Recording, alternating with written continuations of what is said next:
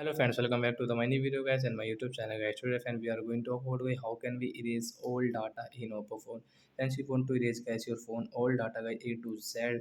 So when how can you erase and when how can you reset guys your Oppo phone? Today I will show you in this video guys. So before starting video friends, first of all go and subscribe the channel guys, click the bell icon, like the video. So friend, first of all open your phone setting. After on phone setting I scroll it. Friends, you can see this tab of setting. Friends, scroll it. Friends, you can see guys your phone additional settings. So friends, we will click on additional setting. Friends, again scroll. Friends, you can see your backup and reset guys, tap here. So friends, you can see erase all data guys, tap here. Friends, you can see guys your erase all data setting guys, tap here guys.